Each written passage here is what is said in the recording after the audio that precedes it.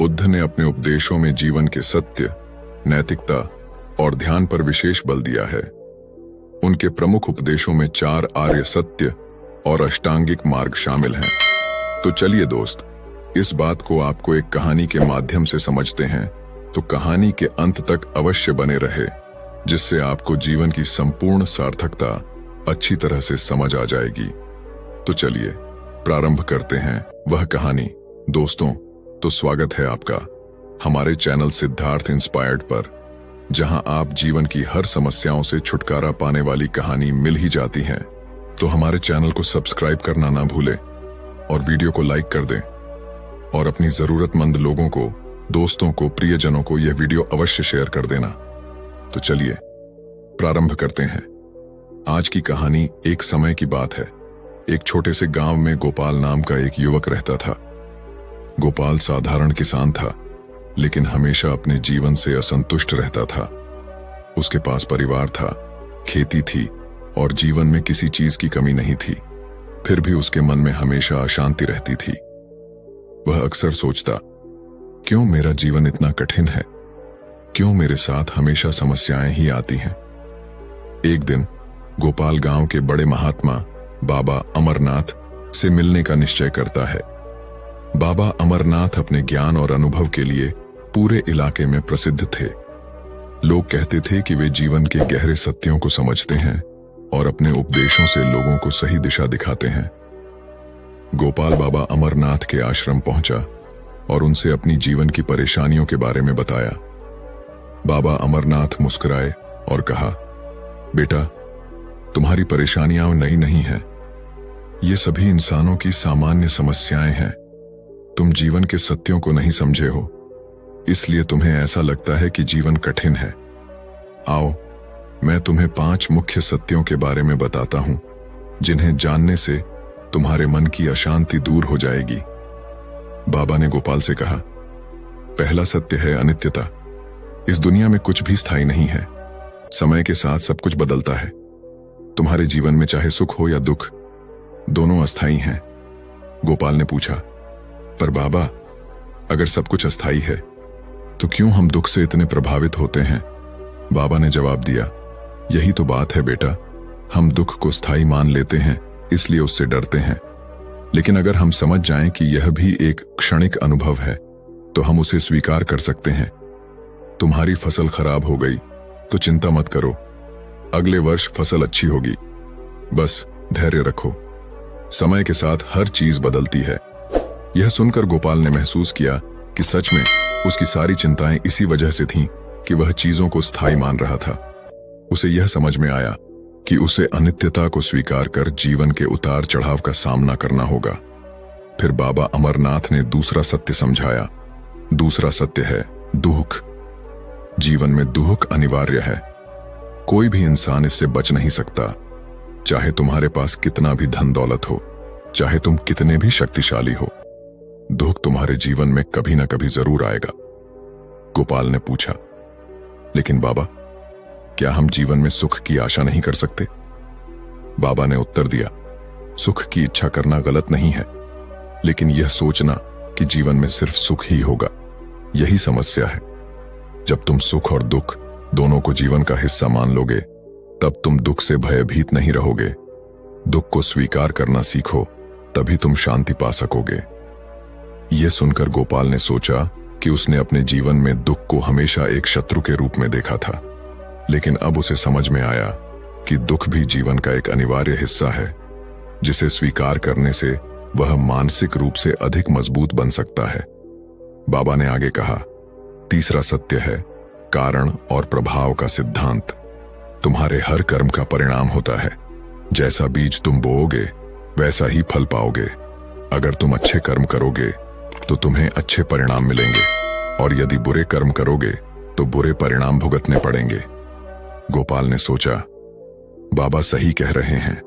मेरे कई निर्णय गलत थे, इसलिए मुझे उनके परिणाम भुगतने पड़े। बाबा ने कहा, कर्म का सिद्धांत यह सिखाता है कि तुम्हें अपने कर्मों के प्रति हमेशा जागरूक रहना चाहिए। यह जीवन का नियम है कि जो तुम करते हो वही तुम्हारे जीवन में वापस आता है। अगर तुम चाहते हो कि तुम्हारे जीवन में सुख आए तो तुम्हें ऐसे कर्म करने होंगे जो सुखद परिणाम लाएं। गोपाल ने महसूस किया कि उसे अपने कर्मों के प्रति अधिक सतर्क रहना चाहिए। उसने ठान लिया कि अब से वह ऐसे कर्म करेगा जो न केवल उसके लिए बल्कि दूसरों के लिए भी लाभकारी हों। बाबा ने चौथा सत्य बताया। जीवन का चौथा सत्य है स्वयं का ज्ञान। अधिकतर लोग अपने आप को नहीं जानते। वे अपने विचारों, भावनाओं और प्रतिक्रियाओं को नहीं समझते। आत्मज्ञान का अर्थ है अपने अंदर झांकना, अपने असली स्वरूप को समझना। जब तक तुम अपने आप को नहीं जानोगे तब तक तुम जीवन में सही दिशा नहीं पा सकोगे। गोपाल ने पूछा, बाबा स्वयं को कैसे जाने? बाबा ने उत्तर दिया, ध्यान और आत्ममंथन के द्वारा। अपने विचारों को ध्यान से सुनो, अपनी भावनाओं का विश्लेषण करो और यह जानने की कोशिश करो कि तुम्हारे जीवन के लक्ष्य क्या हैं। जब तुम अपने भीतर झांकोगे तो तुम्हें अपने जीवन की सच्ची दिशा मिलेगी। यह सुनकर गोपाल ने महसूस किया कि वह हमेशा बाहरी चीजों की चिंता में उलझा रहा, लेकिन उसने कभी अपने भीतर के सत्य को जानने की कोशिश नहीं की। उसने निर्णय लिया कि अब वह ध्यान करेगा और अपने भीतर की शांति को खोजेगा। अंत में बाबा अमरनाथ ने पांचवां और अंतिम सत्य बताया। मृत्यु जीवन का सबसे बड़ा और अटल सत्य है। इससे कोई नहीं बच सकता, चाहे हम कितना भी कोशिश करें, चाहे हम कितना भी शक्तिशाली या अमीर हों। मृत्यु से बच पाना असंभव है।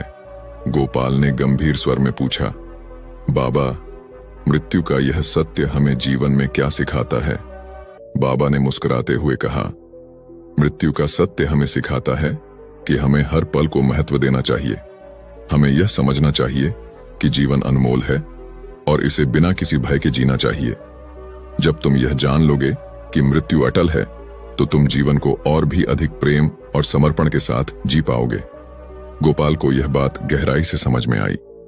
उसने सोचा कि वह हमेशा जीवन की छोटी छोटी समस्याओं में उलझा रहता था, लेकिन अब वह जान गया था कि जीवन की असली सुंदरता इसे पूरी तरह से जीने में है।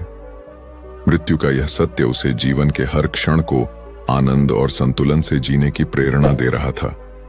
5 सत्यों के बारे में सुनकर गोपाल का जीवन दृष्टिकोण पूरी तरह बदल गया।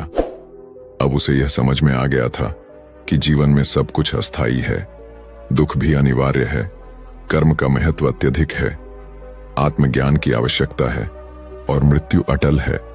इन सत्यों को समझने के बाद गोपाल ने एक नया जीवन जीने का संकल्प लिया। एक ऐसा जीवन जिसमें वह वर्तमान क्षण का आनंद लेगा, अपने कर्मों के प्रति सचेत रहेगा और जीवन को अधिक संतुलित दृष्टिकोण से देखेगा। उस दिन के बाद गोपाल अपने गांव लौट गया, लेकिन उसका मन अब शांत और स्थिर था। अब वह जानता था कि जीवन के उतार चढ़ाव में स्थिर रहकर ही सच्ची शांति प्राप्त की जा सकती है। उसने अपने जीवन को इन 5 सत्यों के अनुसार ढाल लिया और धीरे धीरे उसकी सभी समस्याएं समाप्त होती गईं। अब वह अपने परिवार, अपने कार्य और अपने जीवन में संतुष्टि और शांति पाने लगा। तो चलिए दोस्त, इस बात को चलिए आपको एक कहानी के माध्यम से समझते हैं। तो कहानी के अंत तक अवश्य बने रहे, जिससे आपको जीवन की संपूर्ण सार्थकता अच्छी तरह से समझ आ जाएगी। तो चलिए प्रारंभ करते हैं वह कहानी। दोस्तों, तो स्वागत है आपका हमारे चैनल सिद्धार्थ इंस्पायर्ड पर, जहां आप जीवन की हर समस्याओं से छुटकारा पा सकते हैं। तो हमारे चैनल को सब्सक्राइब करना ना भूलें और वीडियो को लाइक कर दें और अपनी जरूरतमंद लोगों को, दोस्तों को, प्रियजनों को यह वीडियो अवश्य शेयर कर देना। तो चलिए प्रारंभ करते हैं आज की कहानी। प्राचीन समय की बात है। एक बार गुरु अपने आश्रम में शिष्यों को प्रवचन दे रहे थे। वह उन्हें बुद्धि की महत्वता के बारे में समझा रहे थे। वह कह रहे थे कि जो मनुष्य बुद्धिमान होता है वह जीवन में कभी भी नहीं हारता है। वह हर परिस्थिति का डटकर सामना करता है। उसे कठिन से कठिन परिस्थिति भी विचलित नहीं कर सकती है। वहीं एक मूर्ख व्यक्ति जो होता है वह थोड़ी सी कठिन परिस्थिति आने पर भी विचलित हो जाता है और हार मान बैठता है। मूर्ख व्यक्ति को यह संसार और ज्यादा मूर्ख बनाता है, उनका खूब फायदा उठाता है। वहीं बुद्धिमान व्यक्ति किसी के झांसे में नहीं आते हैं लोग उनका आसानी से फायदा नहीं उठा सकते। इसीलिए आप सभी को बुद्धिमान व्यक्ति जरूर बनना चाहिए, क्योंकि यह संसार बहुत नीच है, बहुत मतलबी है। यह बुद्धिहीन व्यक्तियों को जीने नहीं देता। इसीलिए अगर आपको धोखे, प्रेम या फिर किसी के द्वारा इस्तेमाल हुए जाने से बचना है तो आपको बुद्धिमान बनना पड़ेगा। अगर आप लोग बुद्धिमान नहीं बने और अगर मूर्ख रह गए तो यह दुनिया आपका बहुत ही ज्यादा फायदा उठाएगी, आपको कभी आगे नहीं बढ़ने देगी। मनुष्य चाहे कितना ही सुंदर क्यों ना हो, लेकिन अगर उसमें बुद्धि नहीं है तो उसकी सुंदरता किसी भी काम की नहीं है, क्योंकि उसको तो पता ही नहीं है कि वह अपनी सुंदरता का उपयोग कैसे करेगा। सोना बहुत कीमती होता है, लेकिन अगर आप उसकी कीमत को नहीं पहचान पाए तो वह आपके किसी भी काम का नहीं रहता है, क्योंकि मूर्ख लोगों के सामने सोना और पत्थर एक समान होता है, वह उनमें अंतर नहीं कर पाते हैं। लेकिन एक बुद्धिमान व्यक्ति भली प्रकार से समझता है कि सोने की और पत्थर की कीमत में क्या अंतर है। गुरु की बातें सुनकर उनमें से एक शिष्य खड़ा होता है और गुरु से कहता है कि गुरुदेव, आखिर हमें इस बात का पता कैसे चलेगा कि हम मूर्ख हैं या हम बुद्धिमान हैं। शिष्य की बात सुनकर गुरु मुस्कुराते हैं और उससे कहते हैं कि बेटा, आज मैं तुम्हें बुद्धिमान लोगों के 12 लक्षणों के बारे में बता रहा हूं। अगर यह लक्षण हमारे भीतर हैं तो तुम एक बुद्धिमान व्यक्ति हो, और अगर यह लक्षण तुम्हारे अंदर नहीं है तो इन्हें अपनाकर तुम बुद्धिमान व्यक्ति बन सकते हो। फिर गुरु उन्हें पहला लक्षण बताते हुए कहते हैं कि बुद्धिमान हमेशा कुछ न कुछ नया सीखते रहते हैं, क्योंकि कोई भी अपनी माँ के गर्भ से सब कुछ सीख कर नहीं आता है। उसे इस संसार में जन्म लेने के बाद ही कुछ न कुछ सीखने को मिलता है। और जो मनुष्य अपने जीवन में सीखता रहता है वह कभी नहीं हारता है, क्योंकि जीवन में सीखी गई कोई भी चीज बेकार नहीं जाती है। हर चीज का अपना एक अलग महत्व है। इसीलिए जब भी हम कुछ सीखते हैं तो वह हमारे जीवन में कभी न कभी अवश्य काम आती है। जरूरी नहीं कि हम विद्यालय में या फिर गुरुकुल में ही कुछ नया सीखें। हम किसी से कुछ भी सीख सकते हैं। हमें एक भिखारी से भी बहुत कुछ सीखने को मिलता है। हमें सफल लोगों से भी बहुत कुछ सीखने को मिलता है, तो हमें असफल लोगों से भी बहुत कुछ सीखने को मिलता है। हर चीज, हर वस्तु, हर मनुष्य हमें कुछ न कुछ सिखाता है। अगर हम सभी चीजों को सही तरीके से सीख ले तो हम अपने जीवन में बहुत उन्नति कर सकते हैं। जैसे एक सफल व्यक्ति से हम यह सीख सकते हैं कि वह सफल कैसे बना, उसने किन किन तरीकों को अपनाया। वहीं असफल व्यक्ति से हम यह सीख सकते हैं कि वह असफल क्यों हुआ, आखिर उसने ऐसा क्या किया जो वह सफलता प्राप्त नहीं कर पाया। फिर उससे सीखकर हम वह गलती नहीं करें। हमारा जीवन इतना बड़ा नहीं है कि हम खुद गलती करें और फिर उसे सीख लें। इसीलिए हमें दूसरों की गलतियों से सीखना जरूर चाहिए, जिस कारण हम फिर वह गलती ना करें। फिर गुरु उन्हें दूसरा लक्षण बताते हुए कहते हैं कि बुद्धिमान लोग समय का सही सदुपयोग करते हैं। बेटा, जिसने समय को साध लिया, समय के अनुरूप अपने आप को डाल लिया, उसने समझो अपने जीवन के साथ बहस में नहीं फंसता है।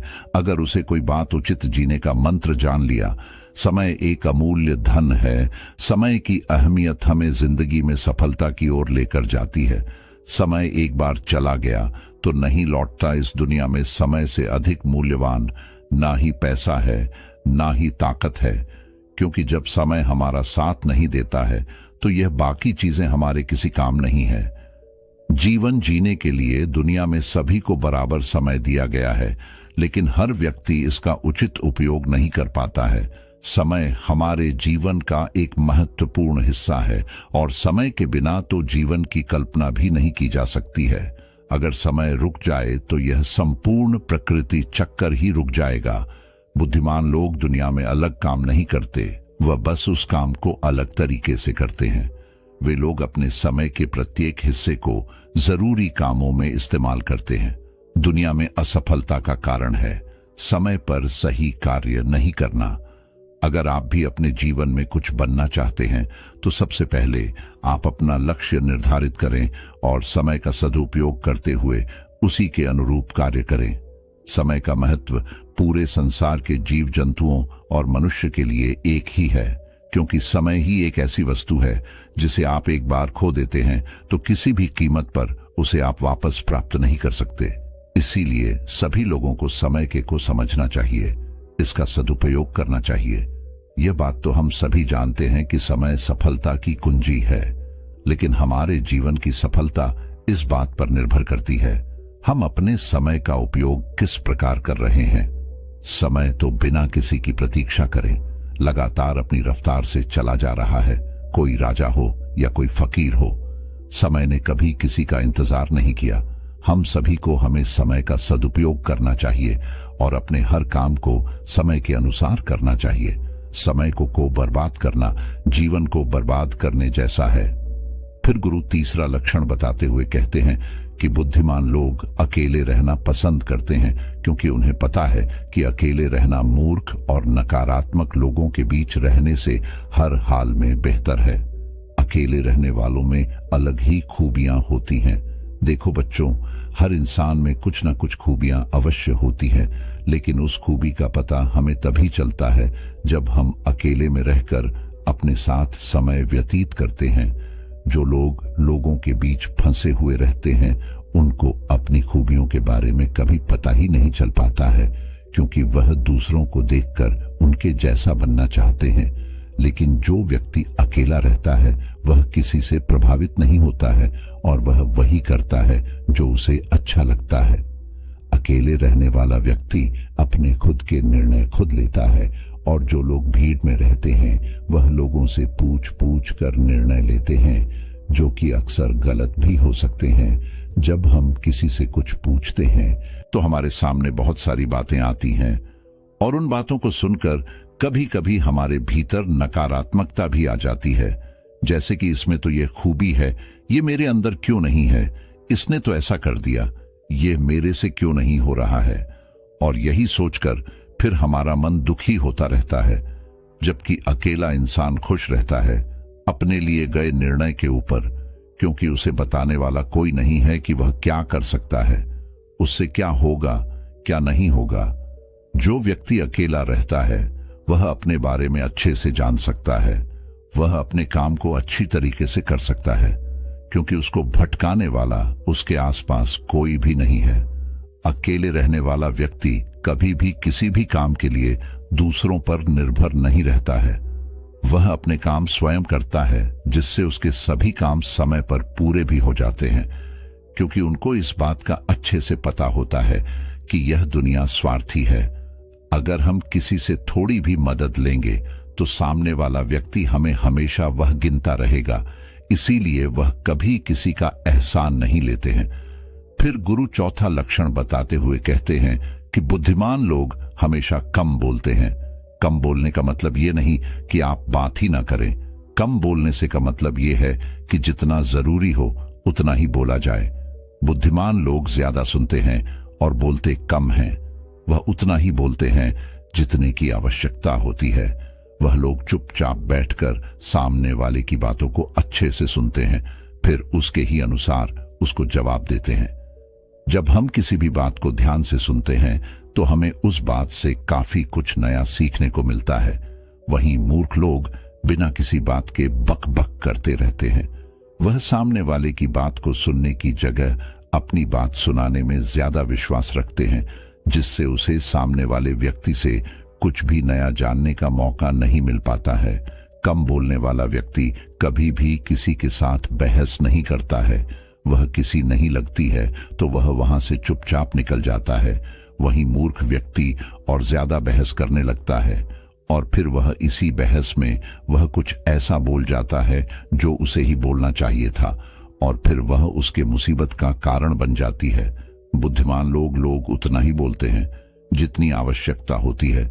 जितना उचित होता है वह कम शब्दों में अपनी बात को पूरा कर देती है, जिससे सामने वाले व्यक्ति उसकी बातों पर ज्यादा ध्यानपूर्वक सुनते हैं।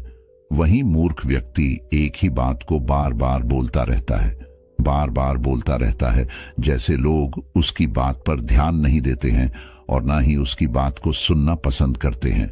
शब्द वह हथियार है जिससे हम लोगों को अपनी तरफ आकर्षित करते हैं, शब्दों के साथ खेलकर हम किसी का भी मन जीत सकते हैं और यह कला बुद्धिमान लोगों में बखूबी होती है। फिर गुरु पांचवा लक्षण बताते हुए कहते हैं कि बुद्धिमान लोग अपने मन का भी किसी को नहीं बताते हैं, क्योंकि वह इस बात को अच्छी तरीके से जानते हैं कि आज जो हमारा मित्र है वह कल हमारा शत्रु भी बन सकता है।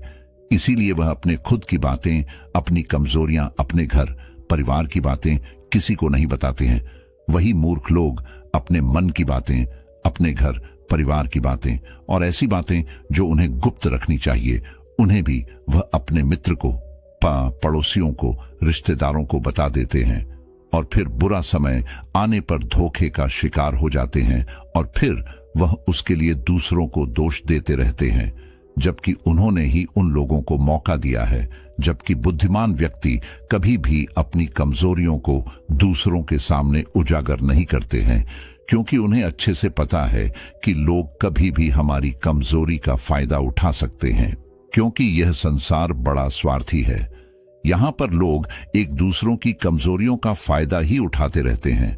लोग साथ कम देते हैं और धोखे ज्यादा देते हैं। ऐसे बहुत ही कम लोग होते हैं जो दूसरों की कमजोरी और मजबूरी जानकर उसका फायदा नहीं उठाते। फिर गुरु छठा लक्षण बताते हुए कहते हैं कि बुद्धिमान व्यक्ति अपना एक लक्ष्य निर्धारित करके रखते हैं और वह निरंतर सिर्फ उसी पर काम करते रहते हैं। वही मूर्ख लोग एक ही समय में न जाने कितने लक्ष्य निर्धारित कर लेते हैं। जिस तरह से हम एक साथ बहुत सारे वस्त्र धारण नहीं कर सकते, उसी प्रकार हम एक साथ बहुत सारे कार्य भी नहीं कर सकते। बुद्धिमान लोग यह भली प्रकार जानते हैं कि वह एक समय में सिर्फ एक ही कार्य कर सकते हैं। वह विभिन्न प्रकार के कार्यों में अपना समय बर्बाद नहीं करते हैं। अपने जीवन में एक ही लक्ष्य रखते हैं और उसी पर निरंतर कार्य करते रहते हैं, जिससे उन्हें सफलता बहुत ही जल्दी मिल जाती है। वहीं मूर्ख लोग बहुत सारे लक्ष्य से निर्धार कर लेते हैं और फिर नतीजा यह होता है कि उनका एक भी लक्ष्य पूर्ण नहीं हो पाता है, क्योंकि जब हम एक साथ बहुत सारे लक्ष्य पर कार्य करते हैं तो हमारा जो समय होता है उनमें बराबर बराबर बढ़ जाता है, जिससे हमारा एक भी काम पूरा नहीं होता है और फिर हम हर कार्य को अधूरा ही छोड़ देते हैं। वहीं एक लक्ष्य रखने से हमारा पूरा ध्यान उसी पर होता है, जिससे हमारा पूरा समय सिर्फ उसी पर लगता है और हमारा कार्य पूरा हो जाता है। फिर गुरु सातवां लक्षण बताते हुए कहते हैं कि बुद्धिमान लोग अपनी तुलना कभी किसी से नहीं करते हैं। जो व्यक्ति अपनी तुलना दूसरों से करता है वह हमेशा दुखी ही रहता है, क्योंकि इस संसार में सभी मनुष्य अलग अलग हैं, सभी में अलग अलग प्रकार की प्रतिभाएं हैं, सभी में सोचने और समझने की क्षमताएं अलग अलग होती हैं और यह बात बुद्धिमान लोग अच्छी तरीके से जानते हैं। इसीलिए वह कभी भी अपनी तुलना दूसरों से नहीं करते हैं। जिस प्रकार से एक आम का पौधा सभी प्रकार के फल नहीं दे सकता है, वैसे ही एक मनुष्य में सभी प्रकार के गुण मौजूद नहीं है। सभी में अलग अलग प्रकार के गुण, अलग अलग प्रकार की प्रतिभाएं मौजूद होती है और वह उन गुणों के अनुसार ही सफल बन पाता है। लेकिन मूर्ख लोग अपनी तुलना दूसरों से करते रहते हैं कि उसके पास तो इतना बड़ा घर है, मेरे पास क्यों नहीं है, उसने तो यह कर लिया, मैं क्यों नहीं कर पा रहा, उसने व्यापार में इतनी बड़ी सफलता हासिल कर ली, लेकिन जब भी मैं व्यापार करता हूं तो मुझे तो नुकसान ही नुकसान होता है। यही सब नकारात्मक बातें उसे फिर कभी सफल नहीं होने देती हैं। अपनी तुलना दूसरों से कर कर वह फिर दुखी होता रहता है और अपने भीतर के गुण को कभी नहीं पहचान पाता है कि उसमें क्या गुण है। वहीं बुद्धिमान व्यक्ति अपनी तुलना कभी किसी से नहीं करता है। वह दूसरों को देखकर दुखी नहीं होता है, बल्कि उनसे सीखकर आगे बढ़ता है और अपने स्वयं की प्रतिभा को पहचान कर सफल बनता है। फिर गुरु आठवां लक्षण बताते हुए कहते हैं कि बुद्धिमान लोग कभी भी दूसरों पर निर्भर नहीं रहते हैं, वह ना किसी से उम्मीद रखते हैं। बुद्धिमान लोग अपने काम को स्वयं पूरा करते हैं। किसी भी दूसरे के भरोसे वह नहीं बैठते हैं कि वह मेरे इस काम को पूरा कर देगा, जिससे उनका काम समय पर पूरा हो जाता है और वह निश्चित रहते हैं। वही मूर्ख लोग अपने अधिकतर कामों के लिए दूसरों पर निर्भर रहते हैं।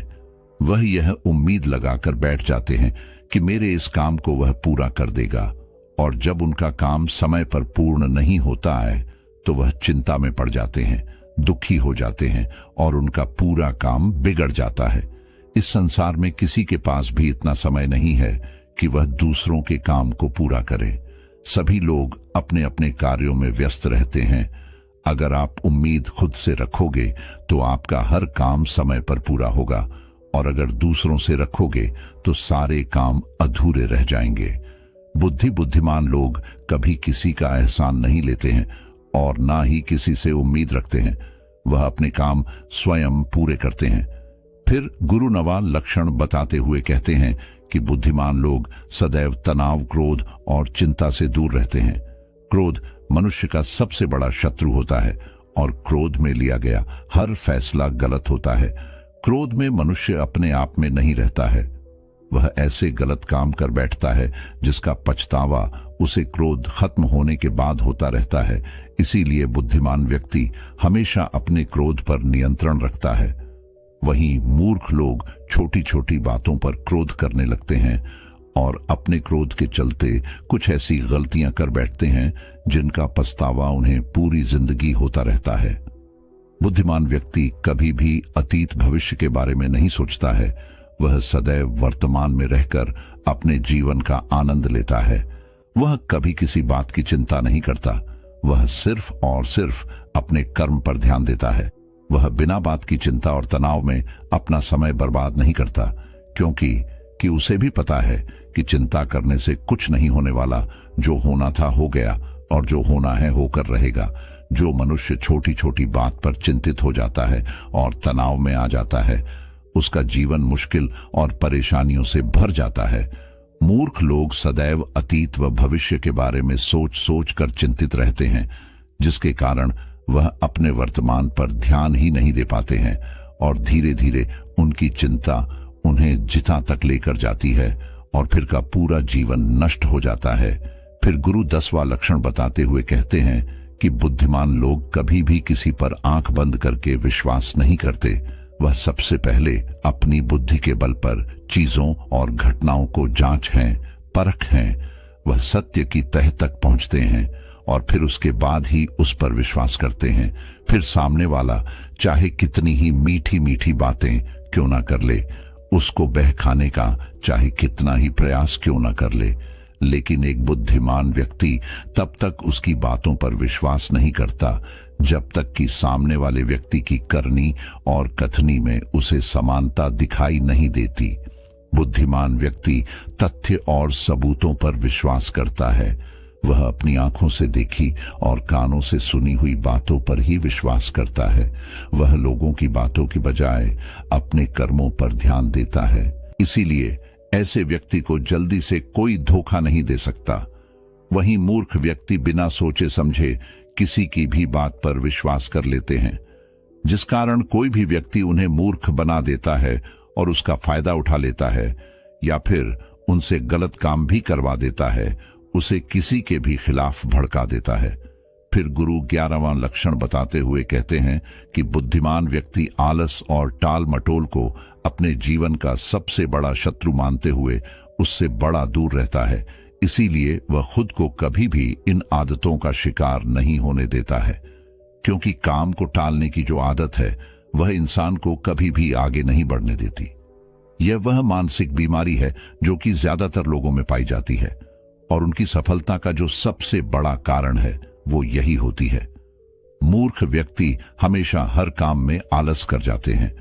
वह हर काम को कल पर टाल देते हैं, जिस वजह से उनका कल जो है वह कभी नहीं आता है, और ऐसा करते करते उनकी आधी उम्र निकल जाती है, और जब तक उन्हें होश आता है तब तक बहुत देर हो जाती है। फिर गुरु 12वां लक्षण बताते हुए कहते हैं कि बुद्धिमान लोग असफल होने पर कभी हार नहीं मानते हैं, बल्कि वह अपनी हार को अपना हथियार बना लेते हैं और उसे सीखकर पुनः अपने काम में वापस जुड़ जाते हैं। वह कभी भी अतीत में मिली हुई सफलताओं के सहारे नहीं बीतते हैं और ना ही उनका गुणगान करते हैं, क्योंकि वह इस बात को अच्छी तरीके से जानते हैं कि बीता हुआ कल और भविष्य में उन्हें वही मिलेगा जिसके लिए वह आज मेहनत करेंगे। असफलताएं बुद्धिमान लोगों को थोड़ी देर के लिए दुखी तो कर सकती हैं, लेकिन उन्हें कभी विचलित नहीं कर सकती, क्योंकि बुद्धिमान लोग यह जानते हैं कि सफलता कुछ ही नहीं होती है, बल्कि सफलता से पहले मिलने वाली सीख है, जो उन्हें उनकी गलतियों के बारे में, उनकी कमियों के बारे में बताती है, जिनसे सीख लेकर वह अगली बार और भी अच्छी तरीके से तैयारी कर सकते हैं। यानी बुद्धिमान लोग जो हैं वह असफलताओं को सीखने का अवसर समझते हैं और इस अवसर का सदुपयोग करने का प्रयास करते हैं। वहीं मूर्ख लोग अपनी असफलताओं से घबरा जाते हैं और हार मान लेते हैं, फिर डर के मारे उस काम को वहीं पर छोड़ देते हैं, जैसे से वह सफलताओं से कोसों दूर रह जाते हैं। तो चलिए बढ़ते हैं दूसरे कहानी की तरफ। एक समय की बात है, एक राजा ने अपने मंत्री से कहा कि मंत्री जी, आपको क्या लगता है, क्या मैं इस नगर का सबसे बुद्धिमान व्यक्ति हूं? अब मंत्री तो राजा के पास नौकरी करता था, तो उसने कहा कि राजा साहब कैसी बात करते हैं, आप नगर के राजा हैं तो सबसे बुद्धिमान नहीं हुए। राजा ने कहा, नहीं मंत्री जी, राजपाठ तो मुझे विरासत में मिला है, लेकिन बुद्धि विरासत में नहीं मिलती। सच बात बताओ मंत्री जी, क्या मैं बुद्धिमान हूं? तो मंत्री जी ने कहा, नहीं राजा साहब, आप इस नगर के सबसे बुद्धिमान व्यक्ति नहीं हैं। ये बात सुनकर राजा को थोड़ा सा गुस्सा आया, लेकिन राजा ने गुस्सा किया नहीं, क्योंकि राजा को पता था कि बुद्धिमान व्यक्ति कभी गुस्सा नहीं करता है। राजा ने अपने मंत्री से कहा कि मंत्री जी, तो फिर बताओ कि बुद्धिमान आदमी कैसा होता है? तो मंत्री ने कहा कि राजा साहब, मैं बुद्धिमान तो कोई हूं नहीं, इस नगर में बहुत सारे बुद्धिमान लोग होंगे, लेकिन हमें उनको ढूंढना पड़ेगा। तो राजा ने कहा कि ठीक है, इसमें ढूंढने की क्या जरूरत है, हम यहाँ के राजा हैं, आप नगर में ढंडोरा पिटवा दीजिए कि जो बुद्धिमान आदमी हो वह हमारे राज्य में आ जाए, उसको राजा साहब बुला रहे हैं। यह बात सुनने के बाद मंत्री जी कह हैं कि राजा साहब, बुद्धिमान आदमी कभी भी अपने आप को बुद्धिमान नहीं कहता है, इसीलिए अगर हम ढंडोरा पिटवा भी देंगे तो हमारा महल मूर्खों से भर जाएगा, क्योंकि मूर्ख आदमी ही अपने आप को बुद्धिमान कहवा और वह अपने आप को बुद्धिमान साबित करने के लिए यहाँ आकर अनाप शनाप बातें करेगा।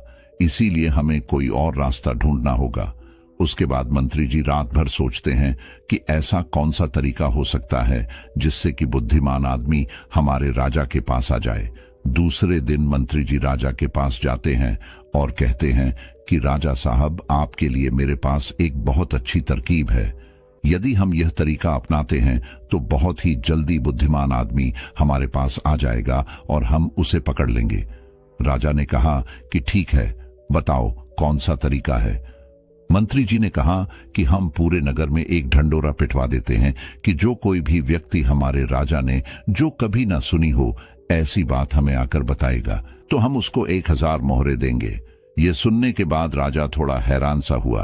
राजा ने कहा, मंत्री जी, आप क्या चाहते हैं कि हम कंगाल हो जाएं? ऐसी तो बहुत सारी बातें हैं जो हमने सुनी नहीं है, और कोई व्यक्ति आकर हमें यह बातें बताएगा तो हमें 1000 मोहरे देनी होंगी, और भला वह व्यक्ति बुद्धिमान कैसे हो सकता है? मंत्री जी ने कहा कि कोई बात नहीं राजा साहब, इसका भी एक तरीका है। अगर हमें कोई भी नई बात बताएगा तो हम कह देंगे कि यह बात तो हमने पहले से सुन रखी है, और यदि हम ऐसा कह देंगे तो हमें 1000 मोहरे नहीं देनी होंगी, लेकिन जो बुद्धिमान आदमी होगा वह हमसे कोई नई बात नहीं करेगा, बल्कि वह आदमी मोहरे पाने के लिए कुछ ऐसा तरीका अपनाए कि हमारे पास कोई और रास्ता ही नहीं बचेगा और हमें वह 1000 मोहरे देनी ही पड़ेगी। यदि कोई ऐसा आदमी हमारे सामने आएगा तो हम उसे पकड़ लेंगे, क्योंकि वही आदमी बुद्धिमान होगा। उस राजा ने पूरे राज्य में ढंडोरा पिटवा दिया तो बहुत सारे लोग आने लगे। राजा को नई नई बातें बताते हैं। हर बात को सुनकर राजा यही कहता है कि भाई, यह बात तो मैंने सुनी हुई है। दूसरे राज्यों से भी लोग आने लगे हैं, क्योंकि 1000 मोहरों की लालच में बहुत सारे लोगों ने अलग अलग बातें बताई। कोई आदमी बहुत पुरानी बात बताता तो कोई व्यक्ति बहुत ही दूर की बात बताता, लेकिन हर बात को सुनकर राजा यही कहता कि यह बात तो मैंने पिछले साल ही सुनी है, यह बात तो मैंने अपने पिताजी से सुनी है। ऐसे करते करते बहुत लोग आए और हर आदमी की बात सुनने के बाद राजा यही कहता कि यह बात तो मैंने सुन रखी है। थोड़े दिन बाद एक साधु राजा के दरबार में आता है और कहता है कि राजा साहब, क्या नई बात बताने पर आप यहाँ पर मोहरे बांटते हैं? राजा ने कहा, हाँ, हम कोई नई बात बताने पर उसको मोहरे देते हैं, लेकिन बात ऐसी होनी चाहिए जो हमने कभी सुनी ना हो। साधु ने कहा कि ठीक है राजा साहब, ये बात मैंने अपने दादाजी से सुनी थी। मेरे दादाजी बताया करते थे कि हमारे परदादा के पास बहुत ज्यादा धन था और आपके परदादा जो पृथ्वी सिंह थे वह यहाँ के राजा थे। लेकिन एक बार ऐसा हुआ था जो शायद आपको भी पता नहीं होगा। सिंह जी जब यहाँ के राजा थे उस समय हमारे नगर में एक अकाल पड़ा था जिसके अंदर लोगों को बहुत ज्यादा नुकसान हुआ और राजपाट में धन की कमी हो गई थी और मेरे परदादा के पास बहुत ज्यादा धन था और आपके परदादा ने मेरे दादा से 2000 सोने की मोहरें उधार ली थी। मेरे परदादा जी हमेशा कह करते थे कि यदि पृथ्वी सिंह जी मेरे पिताजी को 2000 मोहरें लौटा देते तो हम कभी करीब नहीं रहते। अब देखो ना राजा साहब, मेरे परदादा जी ने आपके दादाजी की मदद की, इसीलिए हमारे परदादा गरीब हो गए, फिर हमारे दादाजी भी गरीब रहे, हमारे पिताजी भी गरीब रहे और मेरा भी एक गरीब परिवार में जन्म हुआ और इसीलिए मैं साधु बन गया। मुझे पता था कि यदि मैं आपके पास आऊंगा तो आप वह मोहरे वापस तो नहीं देंगे, क्योंकि आपने वह बात सुनी ही नहीं, लेकिन आपने यह कहा कि कोई नई बात मुझे बताएगा तो 1000 मोहरे मिलेंगे। इसीलिए मैं आपको यह बातें बताने आ गया ताकि आपको इतनी पुरानी बात का पता चले। अब यह बात सुनने के बाद मंत्री को पता चल गया कि यह साधु इस नगर का सबसे बुद्धिमान व्यक्ति है, क्योंकि अब राजा फंस चुके थे। अब राजा अगर यह कह देते हैं कि यह बात मैंने नहीं सुनी तो शर्त के मुताबिक 1000 मोहरे उस आदमी को देनी पड़ती, क्योंकि राजा ने इसी बात का ढंढोरा पिटवा था कि कोई नई बात मुझे बताओ। और यदि राजा यह कह दे कि यह बात तो मैंने पहले से सुन रखी है तो फिर तो 2000 मोहरे उसे वापस लौटा आनी पड़ेगी। अब राजा भी समझ चुका था और मन ही मन हंस भी रहा था कि बुद्धिमान आदमी ने किस तरह हमें फंसाया है। उसके बाद राजा उस साधु के चरणों में गिर पड़ा और कहा कि साधु बाबा, हम तो यह देखना चाहते थे कि हमारे नगर में सबसे बुद्धिमान आदमी कौन है। मेरे और मंत्री जी के बीच में एक शर्त लगी थी कि हमारे राज्य में मेरे से भी ज्यादा कोई बुद्धिमान आदमी है तो हम उस बुद्धिमान आदमी को पकड़ लेंगे, और देखो हमने आपको पकड़ लिया। उसके बाद सारी बात साधु को भी समझ में आ गई थी। साधु ने कहा कि राजा साहब, मैं तो बस इस होड़ को खत्म करना चाहता था। मुझे जब पता चला कि आप मोहरे बांट रहे हो तो पूरे नगर में किस तरह की भागदौड़ मच गई। सब लोग अपना काम छोड़कर इस काम में लग गए। अब देखो ऐसा कितना दिन चलेगा। यदि वह अपना काम छोड़कर इस काम में लगे रहेंगे तो हमारे राज्य का क्या हाल हो जाएगा। मैं तो बस इस बात को खत्म करना चाहता था, इसीलिए मैंने यह तरकीब अपनाई। उसके बाद वह राजा कहते हैं, साधु बाबा, लेकिन एक बुद्धिमान आदमी होता कैसा है? कौन से गुण होते हैं जो उसे बुद्धिमान बनाते हैं? उसके बाद वह साधु बाबा कहते हैं कि वैसे तो बुद्धिमान आदमी को पहचानना काफी मुश्किल होता है, क्योंकि बुद्धिमान और मूर्ख व्यक्ति एक जैसे ही दिखते हैं, लेकिन दोनों में बड़ा फर्क होता है। आज मैं आपको ऐसी बातें बताता हूं जिससे आप एक बुद्धिमान आदमी का पता लगा सकते हैं, और यदि यह गुण आपके अंदर है तो आप एक बुद्धिमान आदमी हो, और यदि आपके अंदर नहीं है तो इन गुणों को पहचानकर आप बुद्धिमान बन सकते हो।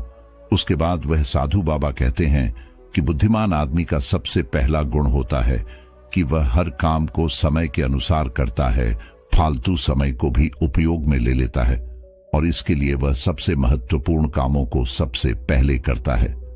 बुद्धिमान लोग हमेशा समय को धन से अधिक महत्व देते हैं, क्योंकि वह लोग इस बात को अच्छे से समझते हैं कि इस दुनिया में समय ही वह चीज है जो सबसे निश्चित मात्रा में है और जिसे किसी भी तरीके से बढ़ाया नहीं जा सकता। इसीलिए वह हर काम की सूची बनाते हैं और उन्हें समय पर पूरा करने का प्रयास करते हैं। बुद्धिमान लोगल नहीं होते, वह अपने काम को टालते नहीं है। आलस्य को वह अपना सबसे बड़ा शत्रु मानते हैं। वह खुद को इन आदतों का शिकार कभी नहीं होने देते। काम को टालने की आदत है जो इंसान को कभी आगे नहीं बढ़ने देती। दूसरा गुण जो बुद्धिमान व्यक्ति की पहचान होता है वह होता है कि उसको किसी से कोई शिकायत नहीं होती। वह समझते हैं कि इंसान गलतियों का पुतला होता है, इसीलिए माफ कर देना ही इंसान का सबसे बड़ा गुण होता है। यदि बुद्धिमान आदमी के सामने कोई आदमी गलती भी कर देता है तो वह उसको सिर्फ जाता है, ना कि उस पर गुस्सा करता है, क्योंकि उसे पता है कि इंसान से गलतियां होती रहती हैं और बुद्धिमान आदमी अपनी गलतियों से ही सीखता है। यदि वह गलती कर भी लेता है तो उसे पता होता है कि यह गलती मैं एक ही बार करूंगा। उस गलती को दोबारा से कभी दोहराहंगा नहीं कहते हैं कि एक बार इंसान गलती करता है, लेकिन वही गलती कोई इंसान अगर दोबारा दोहराता है तो वह इंसान नहीं, वह मूर्ख होता है। इसीलिए बुद्धिमान यदि गलती कर भी देता है तो वह एक बार ही करेगा और उस गलती से बहुत कुछ सीख भी लेगा। तीसरा गुण बुद्धिमान आदमी के अंदर जो होता है कि वह कभी गुस्से में कोई फैसला नहीं लेता और ना ही कभी ज्यादा खुशी में कोई फैसला लेता, क्योंकि उसे पता है कि गुस्से के अंदर लिया हुआ फैसला कभी भी फायदा नहीं पहुंचाएगा, क्योंकि गुस्से में हमारा दिमाग काम करना बंद कर देता है और उसमें हमें कोई फैसला नहीं लेना चाहिए। और दूसरी बात है, खुशी में कोई फैसला नहीं लेना चाहिए, क्योंकि जब हम खुश होते हैं तो हम बहुत ज्यादा उत्तेजित होते हैं और उस वक्त जो भी हम फैसला लेते हैं वह उत्तेजना के वश होकर लेते हैं और उत्तेजना में लिया गया फैसला पछतावे का कारण बनता है। इसीलिए बुद्धिमान आदमी जानता है कि ना तो गुस्से में कोई फैसला लेना चाहिए और ना ही ज्यादा खुशी में कोई फैसला लेना चाहिए। इसीलिए जब बुद्धिमान आदमी कोई फैसला लेता है तो वह बैठकर शांति से धैर्य से सोचता है कि इसका क्या परिणाम होगा। वह दोनों परिणामों को अच्छी तरह से देखता है, सही को भी देखता है और गलत को भी देखता है। यह भी देखता है इसका नुकसान क्या होगा और उसी के बाद कोई फैसला लेता है। चौथा गुण जो बुद्धिमान आदमी के अंदर होता है वह होता है कि वह अपने मन की बातें कभी किसी को नहीं बताते। बुद्धिमान लोग इस बात को जानते हैं कि आज जो हमारा मित्र है वह कभी भी हमारा शत्रु बन सकता है। वह अपनी व्यक्तिगत बातें, अपनी कमजोरियां, अपनी ताकत किसी के सामने नहीं बताते, लेकिन ज्यादातर लोग अपने मन की बातें, अपने घर की बातें, ऐसी बातें जो दूसरों को बतानी नहीं चाहिए, उनको दूसरों को बताते रहते हैं। उसके बाद वह बातों की वजह से फंस जाते हैं, उन्हें दुख मिलता है, धोखा मिलता है, फिर वह उस परेशानी में पड़ जाते हैं, दूसरे लोगों को दोष देते हैं। इसीलिए बुद्धिमान आदमी ऐसा कभी नहीं करता, क्योंकि उसे पता है कि घर के भेद या अपने भेद दूसरों को बताएंगे तो इससे हमारा ही घाटा होगा, हमें ही नुकसान होगा। पांचवां गुण जो एक बुद्धिमान आदमी के अंदर होता है कि वह सब लोगों से बातचीत करते हैं। ऐसा इसीलिए करते हैं ताकि हर किसी का तजुर्बा सीखने को मिल जाए। इस बात को समझते हैं कि किसी भी क्षेत्र का सफल आदमी सिर्फ कुछ ही मिनटों में उन्हें वह बातें बता सकता है जिसे सीखने में उन्हें सालों लग जाते हैं। एक बुद्धिमान आदमी सफल व्यक्ति के साथ साथ उसकी असफलताओं से भी सीखता है और उन सभी बातों पर अमल करता है जो उसके सीखने लायक होती हैं, क्योंकि एक व्यक्ति यदि अपने जीवन में सीखने की कोशिश करता है तो उसकी उम्र कम पड़ जाती है। यह चाणक्य ने भी कहा है। इसलिए हमें दूसरे लोगों से सीखना चाहिए, उनके अनुभवों से सीखना चाहिए, उनकी सफलताओं से भी सीखना चाहिए और उनकी असफलताओं से भी सीखना चाहिए। छठा गुण जो बुद्धिमान आदमी की पहचान होती है वह यह कि यदि वह कोई भी कार्य शुरू करते हैं तो उस कार्य के पूरा होने तक किसी को भी नहीं बताते। लेकिन जो बुद्धिहीन लोग होते हैं वह काम शुरू करने से पहले ही ढंडोरा पीटना शुरू कर देते हैं। उन्हें लगता है कि हमारी वाहवाही होगी और यही उनकी सबसे बड़ी कमी होती है, क्योंकि यदि हम किसी काम की शुरुआत करते हैं और पहले ही उसका ढंडोरा पीट देते हैं तो बाद में उस काम के नाकामयाब होने पर हमारी बेइज्जती होती है। लोगों की नजर में हम असफल आदमी की श्रेणी में आ जाते हैं और यदि हम अपने काम को शुरू करते वक्त किसी को उसके बारे में बताते नहीं हैं तो काम पूरा होने पर लोगों को खुद ही पता चल जाएगा और वही लोग बोलेंगे कि यह आदमी कितना शांत है, अंदर से कितना अहंकार शून्य है, कि इतनी बड़ी कामयाबी हासिल करने के बाद भी इसने कभी किसी को कुछ नहीं बताया, और यही लोगों की सोच समाज में आपको प्रतिष्ठावान बनाती है। 7वां गुण जो बुद्धिमान आदमी की पहचान होती है वह होती है कि बुद्धिमान आदमी कभी भी अपने आप को बुद्धिमान नहीं समझता। अगर तुम्हें अपनी जिंदगी में बाकी सब लोगों से आगे निकलना है, जो वो करते हैं उससे कुछ अलग करना है, तो तुम्हें इस संसार की भौतिक चीजों से यानी मोह तथा इच्छाओं से खुद को ऊपर उठाना होगा। लेकिन वह बच्चा अकेले ही अपने जीवन की राह पर चल देता है। उसने कभी हार नहीं मानी। जो पैसे मां छोड़ गई थी, कुछ दिन तक उन पैसों से अपना गुजारा चलाता रहा। कुछ दिन के बाद वह पैसे खत्म हो जाते हैं। घर में भी कुछ नहीं था। अब तो एक ही चारा था कि कुछ काम धंधा किया जाए, तभी भोजन की व्यवस्था होगी, तभी स्कूल की फीस भरी जाएगी। लड़के को अपनी मां की बात अच्छी तरह याद थी। उसकी मां ने कहा था कि बेटा, कितना भी बुरा वक्त आ जाए पर किसी के आगे हाथ मत फैलाना, मेहनत करके ही अपना जीवन यापन करना। लड़के को अपनी मां की यह बात अच्छी तरह याद थी, इसीलिए वह कभी किसी के आगे भीख नहीं मांगता था। स्कूल से आने के बाद वह किसी के खेतों में काम करने चला जाता, कभी किसी की चाय की दुकान पर काम कर लेता, और वहां से कुछ पैसे मिलते तो अपने स्कूल की फीस भर देता था और अपने खाने पीने की सामग्री खरीद लाता था। इस प्रकार छोटी सी आयु में वह बच्चा पढ़ाई भी करता था और मजदूरी भी करता था। धीरे धीरे कुछ साल ऐसे ही निकल जाते हैं। बच्चा अब अपने गांव से निकलकर कस्बे में पढ़ने लगता है। तब उसकी कॉपी किताबों का, स्कूल की फीस का खर्चा बढ़ जाता है, लेकिन उस बालक ने हिम्मत नहीं हारी। रोजाना स्कूल जाता था। वह जो भी कमाता था उसकी सारी कमाई पढ़ने लिखने में ही लग जाती थी, और जो कुछ थोड़ा बहुत बचता था उससे अपना पेट भर लेता था। अगर वह कहीं कोई स्थायी काम करता तो उसकी पढ़ाई छूट जाती थी, और पढ़ाई करता तो पेट भरने के लिए भी कुछ नहीं था, इसलिए साथ ही साथ वह दोनों काम करता था। स्कूल से आकर वह इधर काम करने चला जाता था। एक दिन की बात है, वह बच्चा स्कूल से पढ़कर घर वापस लौटा, फिर उसके बाद काम की तलाश में चला गया, लेकिन उस दिन उसे कोई काम नहीं मिला। पूरा दिन निकल गया। हारा थका शाम को घर आकर सो गया। आज कुछ काम नहीं मिला तो खाना कहां से खाता? जो पैसे थे उनसे। वह पहले ही स्कूल की फीस भर चुका था।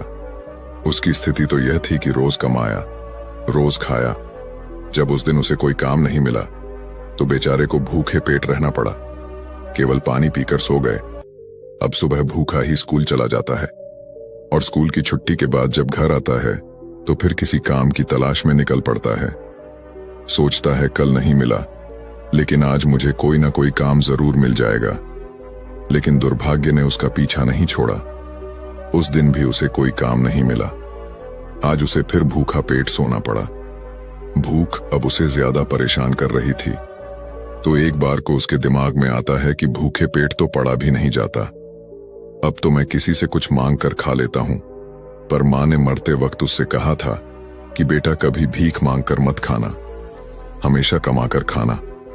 लड़का भी बड़ा स्वाभिमानी था। किसी से मांगने की उसकी हिम्मत नहीं हुई।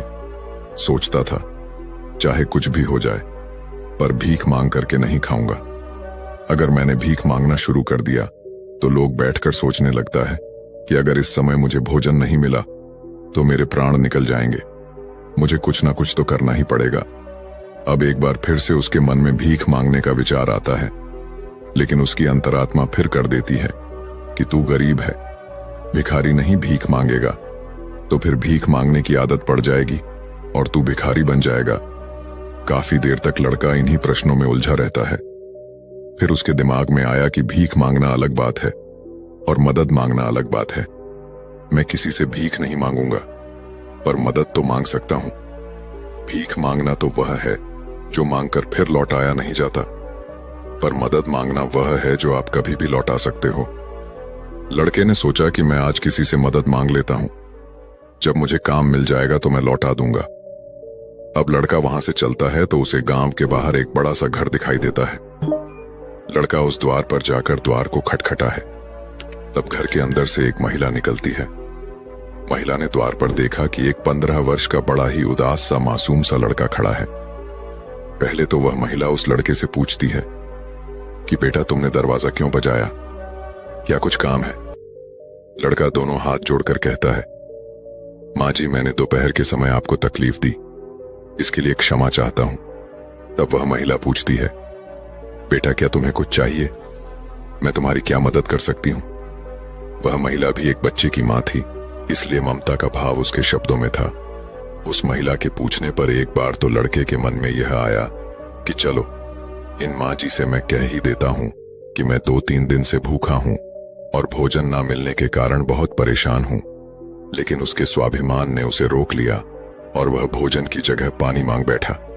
कहने लगा, माँ जी मुझे बहुत जोर की प्यास लगी थी, इसीलिए दरवाजा खटखटाया था, क्या एक गिलास पानी मिल सकता है? लेकिन वह महिला बहुत समझदार थी। उसने जब लड़के को देखा तो वह समझ गई कि बालक बहुत भूखा है। वह कहती है, बेटा तुम थोड़ी देर रुको, मैं तुम्हारे लिए पानी लेकर आती हूं। वह महिला घर के अंदर जाती है और अपनी रसोई से एक गिलास दूध और कुछ लड्डू लेकर द्वार पर आती है और दूध से भरा गिलास उस लड़के को दे देती है। लड़के ने जब गिलास पकड़ा तो उसमें दूध था। दूध को देखकर लड़का खुश हो जाता है। लड़का मन ही मन उस मां को दुआएं देने लगता है। महिला ने उसे पहले लड्डू खाने को दिए और कहा, बेटा दूध गर्म है, तुम पहले लड्डू खा लो, जब दूध ठंडा हो जाए तब पी लेना। लड़का जब उस महिला को देखता है तो उसे ऐसा लगता है जैसे उसकी ही मां उसे यह दूध पीने को दे रही है। मन ही मन सोचता है, कितनी अच्छी मां है, मैंने एक गिलास पानी मांगा था और यह दूध ले आई। उसने समझ लिया कि मैं भूखा हूं। लड़का आराम से बैठकर लड्डू खाता है और दूध पीता है। तब वह महिला कहती है, बेटा क्या तुम्हें और कुछ चाहिए? लड़का सोचने लगता है कि इस दूध के बदले में मैं इस माता को क्या दे सकता हूं, मेरे पास तो कुछ भी नहीं है। दूध पीने के बाद लड़का कहता, माँ जी मैंने आपसे पानी मांगा और आपने मुझे दूध पिलाया, इसके बदले में मैं आपको क्या दे सकता हूं? महिला ने कहा, बेटे मैंने तुम्हें दूध इसलिए नहीं पिलाया है ताकि तुमसे बदले में कुछ ले सकूं। महिला कहने लगी, बेटा तुम्हारा चेहरा देखकर लग रहा था कि तुम बहुत भूखे हो, तो मैंने सोचा कि पानी की जगह दूध ही पिला देती हूं, इसलिए मैं तुम्हारे लिए दूध ले आई। लड़के ने फिर कहा, नहीं माँ जी, आप इसके बदले में मुझसे जरूर कुछ मांगिए, मैं आपको अपनी हैसियत के हिसाब से कुछ जरूर दूंगा। लड़के की बात सुनकर महिला सोचती है, यह लड़का बड़ा स्वाभिमानी है। वह लड़का बार बार उससे मांगने की बात करता है, तो वह महिला उसका मन रखने के लिए कह देती है कि बेटा मैंने यह दूध पिलाकर तुम पर कोई एहसान नहीं किया है, फिर भी यदि तुम मुझे कुछ देना चाहते हो तो तुम मुझे एक वचन दो कि जिस प्रकार आज बच्चे को स्कूल छोड़ने जाती है तो उसने देखा कि स्कूल में वह लड़का भी पढ़ रहा था। वह महिला उस लड़के को पहचान लेती है। उसने स्कूल के शिक्षक जी से जाकर पूछा कि वह बालक कौन है, तो शिक्षक जी ने उसे बताया कि उस बालक का नाम महेश है और वह बिना माता पिता का बेटा है। छोटी सी आयु में ही उसके दोनों माता पिता गुजर गए थे। यह जानकर उस महिला को बड़ा दुख होता है। सोचती है जब इसके माँ बाप नहीं है तो फिर इसकी पढ़ाई का खर्च कौन उठाता है। तब स्कूल के बड़े शिक्षक बताते हैं, बहन जी महेश बहुत ही अच्छा बच्चा है, वह अपनी पढ़ाई का खर्च खुद उठाता है और पढ़ने में भी बड़ा तेज है। वह मेहनत मजदूरी करता है और तब जाकर स्कूल की फीस भरता है। जब कभी वह स्कूल नहीं आता है और अपनी फीस भी समय पर नहीं दे पाता है तो हम लोग उस पर ज्यादा दबाव नहीं बनाते। जब उस महिला को महेश की स्थिति का पता चलता है तो वह करुणा से भर जाती है। उसका मन करता है कि मैं उस बालक की कुछ मदद करूं जिसका कोई नहीं होता। ऐसे ही लोगों की मदद तो करनी चाहिए, तभी भगवान प्रसन्न होते हैं। जिसका कोई नहीं है वह भगवान का है, और जरूरतमंद की मदद करने का अर्थ है कि आपने भगवान को प्रसन्न कर दिया। महिला ने सोचा, यह लड़का मुझसे पैसे तो लेगा नहीं क्योंकि यह बड़ा स्वाभिमानी बालक है। तब उस महिला ने बड़े शिक्षक जी से कहा, श्रीमान जी अगर मैं इस बालक की फीस भर दिया करूं तो आपको कोई आपत्ति तो नहीं है? शिक्षक ने कहा, बहन जी आपकी सोच अच्छी है, आप उसकी फीस भरें तो मुझे तो कोई आपत्ति नहीं होगी, लेकिन महेश इस बात के लिए तैयार नहीं होगा। तब वह महिला कहती है, शिक्षक जी मैं उसकी मदद करना चाहती हूँ। आप किसी तरह से महेश को समझा देना, उससे कह देना कि आपकी स्थिति को देखते हुए सरकार ने आपकी फीस माफ कर दी है, तुम्हें फीस भरने की कोई जरूरत नहीं है। शिक्षक जी भी इस बात से सहमत हो जाते हैं। वह महिला महेश की पूरे वर्ष की फीस भर के अपने घर चली जाती है।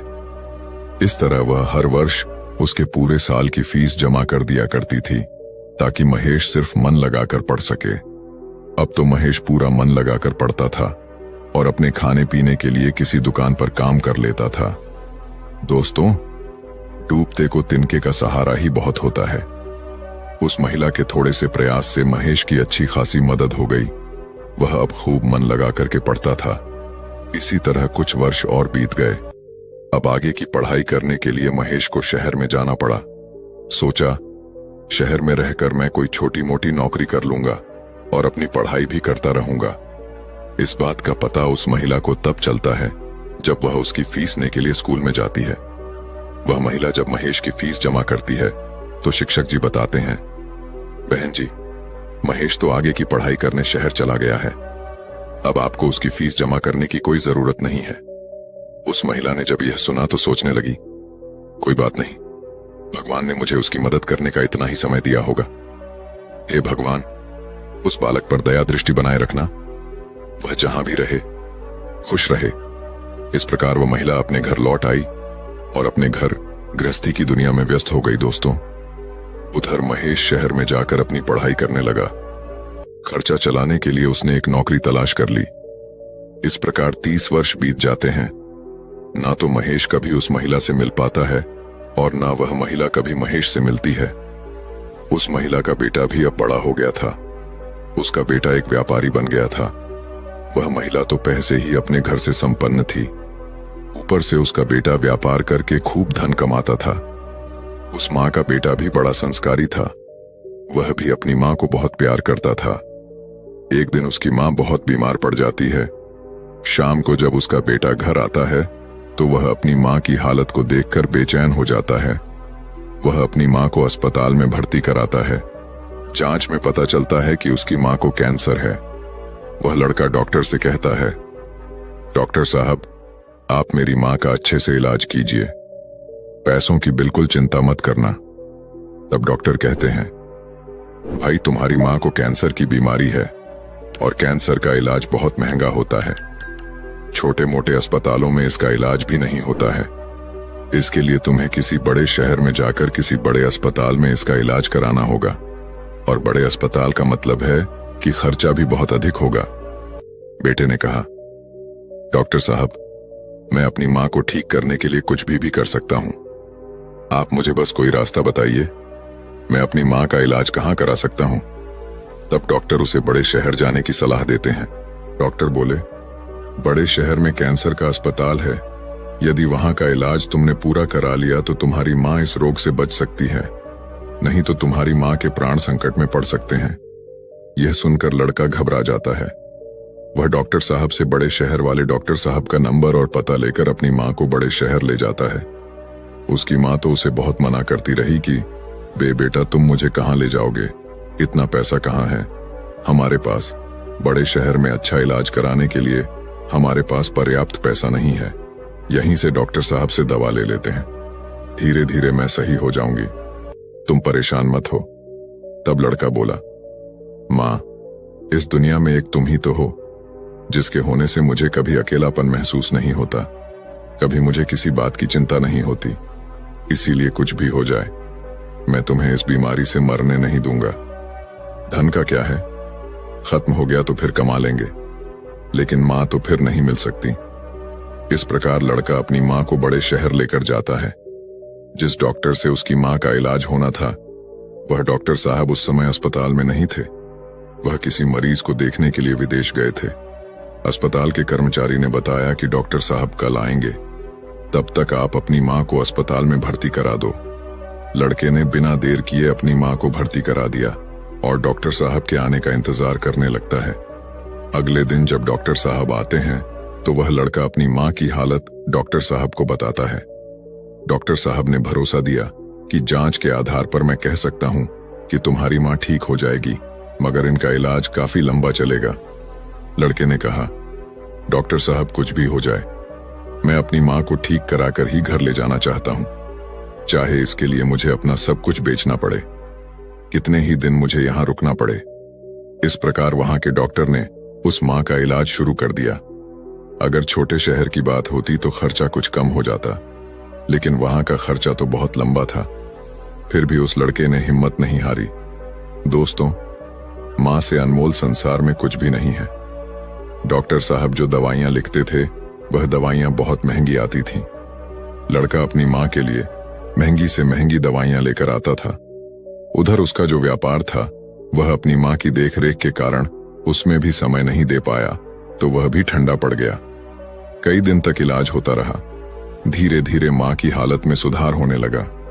बेटे के पास जो जमा पूंजी थी वह खत्म होने लगी। इधर माँ को जब पता चलता है कि बेटे के पास अब पैसे नहीं रहे, तो माँ कहती हैं, बेटा, तुम इतनी महंगी दवाइयां क्यों ले रहे हो? कहां से डॉक्टर साहब की फीस भरोगे? कहां से दवाइयों का खर्च उठाओगे? तुम्हारा व्यापार भी बंद हो गया है। तब बेटा कहता है, माँ, तुम चिंता मत करो, मैं तुम्हारा इलाज अपना मकान दुकान सब कुछ बेचकर कराऊंगा। माँ भी बेटे की जिद के आगे बेबस हो जाती है। वह लड़का अपनी माँ का इलाज निरंतर जारी रखता है और धीरे धीरे 1 महीना बीत जाता है। वहां पर एक बात बड़ी ही विचित्र थी। उस अस्पताल का जो सबसे बड़ा डॉक्टर था, वह जब उस लड़के की माँ से मिलने आता था तो काफी देर उस माँ के पास बैठकर बातें किया करता था। यह देखकर माँ को भी बड़ा अच्छा लगता था और वह सोचती थी कि अजीब डॉक्टर है, इतना बड़ा डॉक्टर होकर भी जिसके पास बिल्कुल भी फुर्सत नहीं है, वह मुझसे बात करने के लिए इतना समय कैसे निकाल लेता है। दोस्तों, इस प्रकार कई दिन बीत जाते हैं। एक दिन वह लड़का डॉक्टर के पास जाता है और डॉक्टर साहब से पूछता है कि डॉक्टर साहब, अभी मेरी माँ का इलाज कितने दिन और चलेगा? डॉक्टर साहब उसे सारी बात बताते हैं कि भाई, आप चिंता मत करो, आपकी माँ पूरी तरह से स्वस्थ हो चुकी है। मैं भी संतुष्टि के लिए एक बार जांच और करा लेता हूँ। उस जांच की रिपोर्ट आ जाने दो, फिर तुम अब अपनी माँ को घर ले जा सकते हो। अब तो उस माँ का बेटा रिपोर्ट आने का इंतजार करने लगता है। 2 दिन के बाद रिपोर्ट आ जाती है। जब रिपोर्ट आती है तो लड़का फिर डॉक्टर से मिलने जाता है और पूछता है, डॉक्टर साहब, क्या मेरी माँ ठीक हो गई? कोई खतरे वाली बात तो नहीं है? तब डॉक्टर साहब कहते हैं, भाई चिंता मत करो, रिपोर्ट अच्छी आई है, तुम्हारी माँ पूरी तरह से ठीक हो गई है, अब आप इन्हें अपने घर ले जा सकते हो। डॉक्टर की बात सुनकर बेटा खुश हो जाता है और डॉक्टर साहब को बहुत धन्यवाद देता है। लड़का अपनी माँ के पास जाता है और सोचता है कि भगवान का लाख लाख धन्यवाद कि मेरी माँ बच गई, मेरी मेहनत सफल हो गई। यही बात वह अपनी माँ को बताने के लिए जाता है और माँ से कहता है कि माँ, आप अब पूरी तरह से ठीक हो गई हो, अब हम जल्द ही अपने घर जाने वाले हैं। यह बात सुनकर माँ भी बड़ी खुश हो जाती है, लेकिन अगले ही पल वह यह सोचकर उदास हो जाती है कि मैं तो ठीक हो गई हूं, लेकिन इस अस्पताल का जो बिल होगा वह लाखों में होगा। कैसे मेरा बेटा चुका पाएगा? इतनी मोटी रकम की व्यवस्था वह कहां से करेगा? उसके पास जो जमा पूंजी थी वह तो सब इलाज में खर्च हो गई। माँ को उदास देखकर बेटा समझाता है, माँ, तुम क्यों उदास होती हो? मैं अपना सब कुछ बेचकर आपके इलाज का बिल चुका दूंगा, घर मकान तो बाद में भी बना लूंगा। इसीलिए माँ, तुम्हें इन बातों की चिंता करने की कोई जरूरत नहीं है। बेटा अपनी माँ को बहुत समझाता है, मगर माँ तो माँ होती है, उसका अपने बेटे के लिए चिंता करना स्वाभाविक था। माँ सोचने लगती है कि मेरा बेटा यदि सब कुछ बेच देगा तो फिर वह आगे अपना जीवन कैसे चलाएगा, इसके भविष्य का क्या होगा। वो माँ रात भर यही सोचती रही।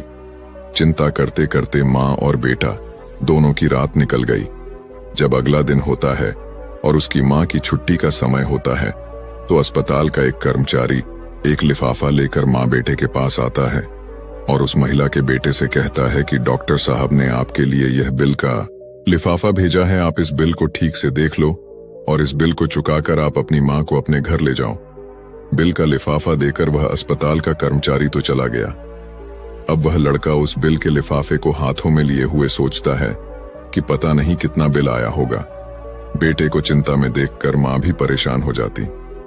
माँ एकदम से बेटे के हाथ से वह बिल का कागज छीन लेती है माँ उस बिल को खोल कर देखती है।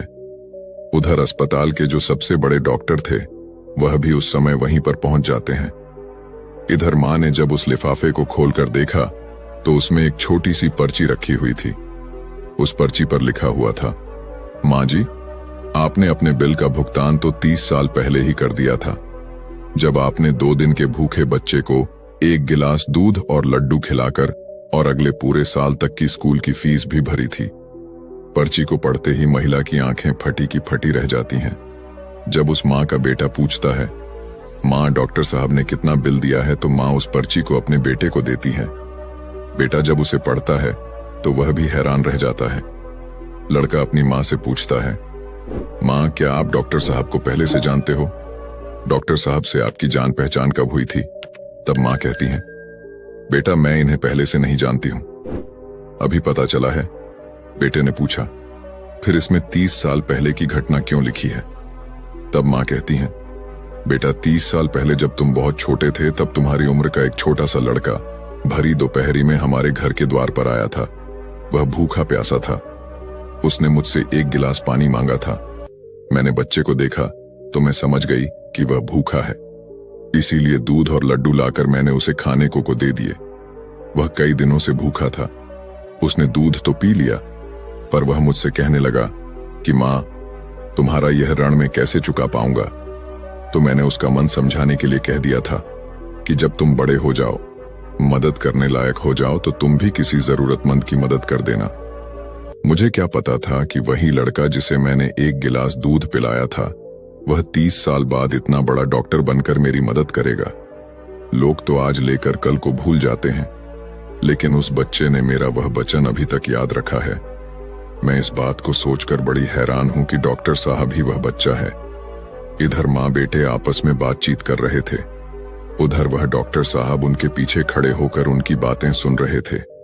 उनकी आंखों में आंसू थे और बचपन का वह समय उन्हें याद आ गया जब वह भूखे प्यास से उस माँ के द्वार पर पहुंचे थे। डॉक्टर साहब आगे बढ़कर उस माँ को प्रणाम करते हैं और माताजी के पास बैठ जाते हैं। कहते हैं, माँ आपके कहे हुए शब्द आज भी मेरे कानों में गूंजते हैं। मैंने आपके उन्हीं शब्दों को अपना संस्कार बनाया। मैंने अपनी जिंदगी में बहुत दुख देखा है, लेकिन कभी हिम्मत नहीं हारी। मैं आपका बहुत बड़ा कर्जदार हूं।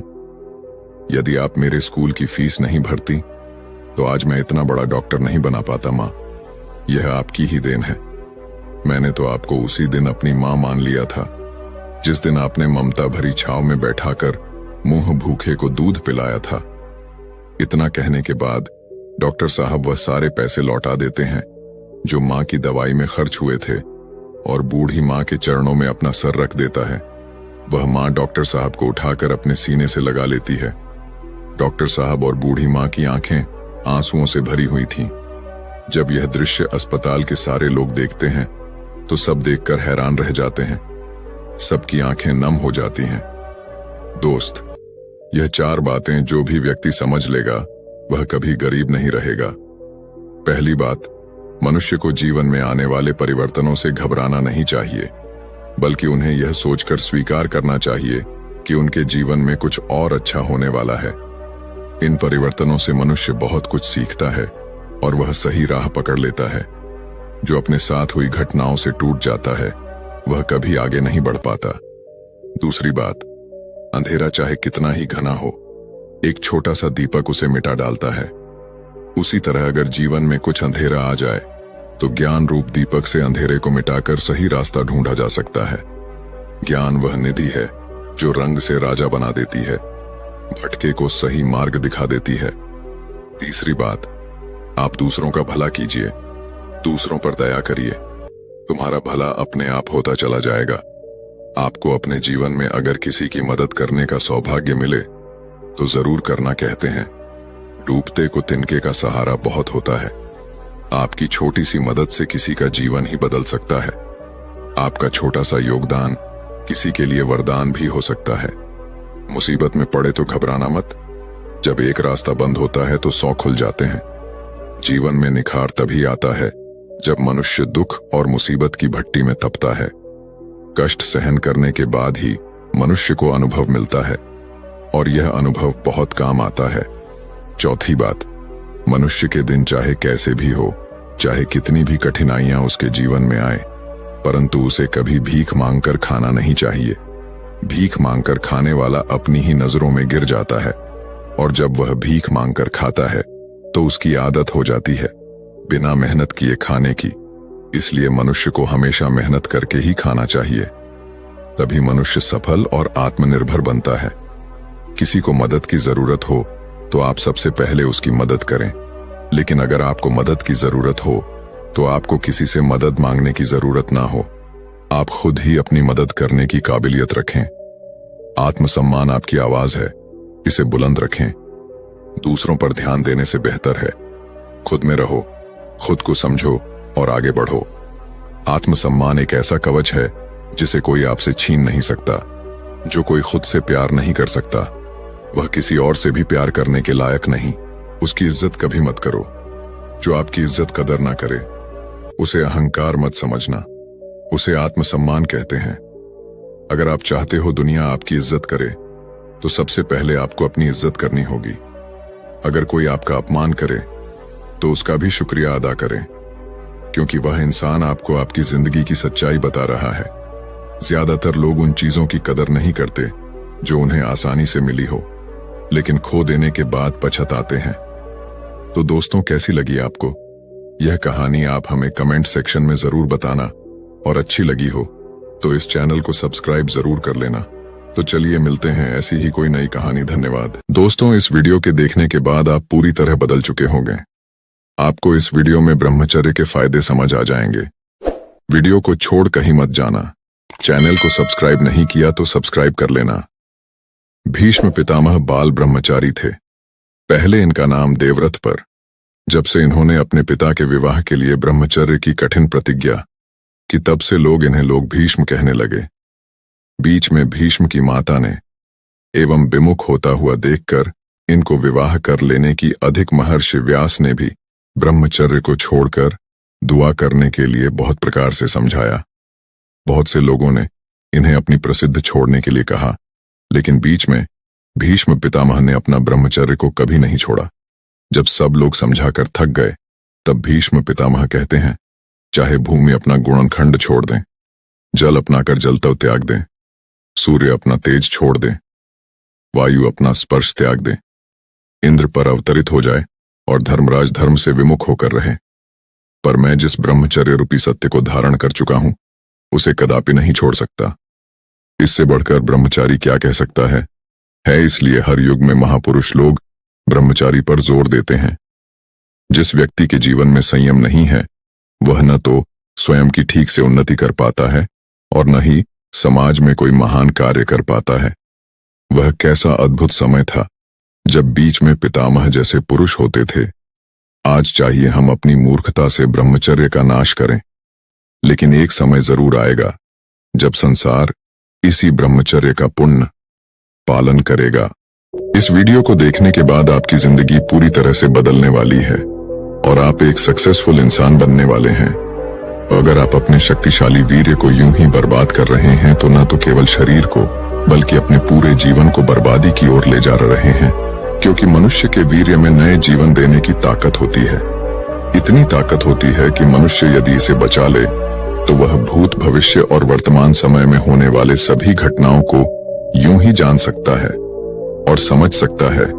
बहुत से महान व्यक्ति, गौतम बुद्ध और विवेकानंद जैसे लोगों ने अपने वीर्य को बचाकर ही इतने बुद्धिमान और ज्ञानी बन पाए हैं, तो आप अंदाजा भी नहीं लगा सकते हैं कि यह कितनी पावरफुल है।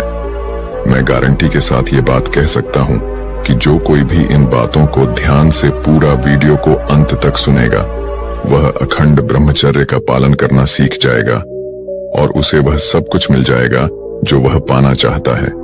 उसकी पूरी जिंदगी बदल जाएगी। और हाँ, जब भी मन भटकने लगे, तब इस वीडियो को एक बार जरूर देख लेना। यदि हो सके तो आप इसे सेव करके रख लें। ईश्वर ने हमें मनुष्य जीवन इसलिए दिया है ताकि इसका सदुपयोग करें, ना कि दुरुपयोग। जैसा कि आप जानते हैं, मनुष्य जीवन 84 लाख योनियों के बाद मिलता है, परंतु लोग अपने शरीर को बर्बाद कर रहे हैं क्योंकि उन्हें मनुष्य जीवन का महत्व नहीं पता और गलत सही काम करते जा रहे हैं।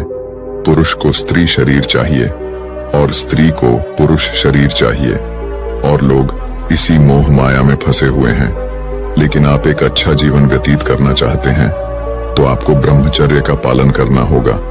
अगर आप ब्रह्मचर्य का पालन करते हैं तो बड़ी से बड़ी मुश्किलों को आसानी से पार कर सकते हैं, क्योंकि आपके अंदर एक अलग प्रकार की एनर्जी आ जाती है। जो मन से ब्रह्मचर्य का पालन करता है वह हमेशा सुख में जीवन जीता है। कई लोग ब्रह्मचर्य का पालन करने में विफल हो जाते हैं क्योंकि वह इसके बारे में पूरी तरह से अवगत नहीं होते हैं। आइए जानते हैं ब्रह्मचर्य का सही से पालन कैसे करें। ब्रह्मचर्य के लिए पांचों इंद्रियों पर संयम करना होगा। ब्रह्मचर्य के मार्ग पर, अध्यात्म के मार्ग पर और आनंद के मार्ग पर चलना चाहते हैं तो एक इंद्रिय के संयम के लिए पांचों इंद्रियों पर संयम करना होगा।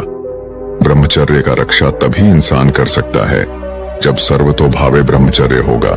सर्वतोभावे ब्रह्मचर्य का मतलब नेत्र का ब्रह्मचर्य करना होगा। जो नेत्र किसी को भी देखकर भोग कामना कर लेते हैं। इसलिए सबसे पहले नेत्र का ब्रह्मचर्य शुरू करें। आपको वह चीज नहीं देखनी, वह बातें नहीं पढ़नी, वह दृश्य नहीं देखनी जिससे आपके अंदर काम वासना जागृत हो। और अगर कोई पशु पक्षी भी मैथुन कर रहा है और अचानक आपकी दृष्टि उस पर गई तो उस प्रकार की क्रिया आपके भी अंदर जागृत हो जाती है। और मान लीजिए एक बार अगर देख भी लेते हैं तो कोशिश करें कि दोबारा दृष्टि नहीं जाना चाहिए, वरना ज्यादा चांसेस हो सकते हैं कि आपका ब्रह्मचर्य टूट जाए। आपको इस बात का बिल्कुल ध्यान रखना चाहिए कि वाणी का ब्रह्मचर्य भी बहुत बड़ा प्रभाव डालता है। यदि आप किसी के मुख से अश्लील बातें, गंदी बातें और कामुक बातें करेंगे तो आप ब्रह्मचर्य रह ही नहीं सकते हैं। अगर आप अपने वाणी से शरीर वाली बातें करेंगे तो आपका ब्रह्मचर्य निष्फल हो जाएगा। चाहे वह स्त्री शरीर धारक हो या पुरुष शरीर धारक हो, परस्पर आकर्षण वाली बातें करते हैं तो वाणी से किए विचार से आपका ज्ञान इंद्रिय का भी विचार खत्म हो जाएगा। आप रोक नहीं सकते। इसीलिए वाणी से आप कोई वार्तालाप ना कीजिए जिससे आपके अंदर काम वासना बढ़े।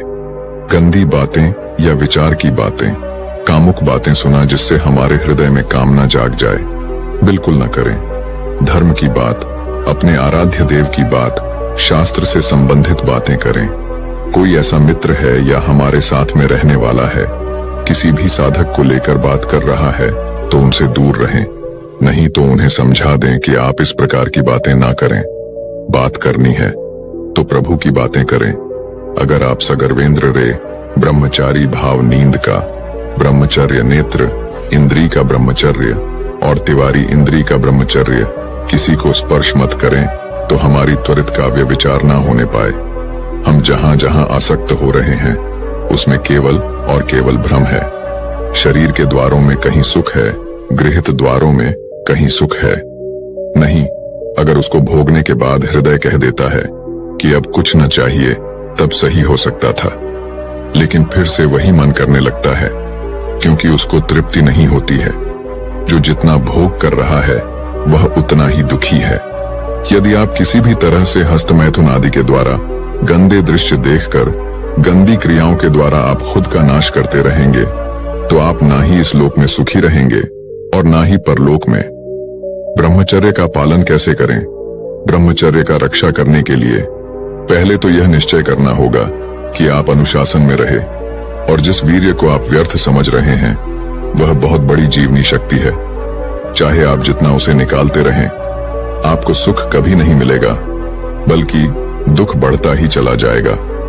आप थोड़े दिन ब्रह्मचर्य करके देखें, आपका जीवन सही से चलने लगेगा और आपकी हर परेशानी दूर हो जाएगी।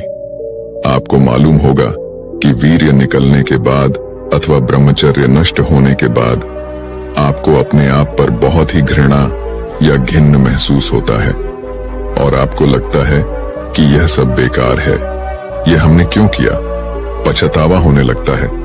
लेकिन फिर कुछ दिनों के बाद आप वही गलत काम दोबारा से कर डालते हैं। अगर स्वाभाविक रूप से आपका वीर्य स्खलित होता है बिना किसी चेष्टा के, तो आपको घबराना नहीं है, कोई क्रिया नहीं करनी है और संयम से रहना है।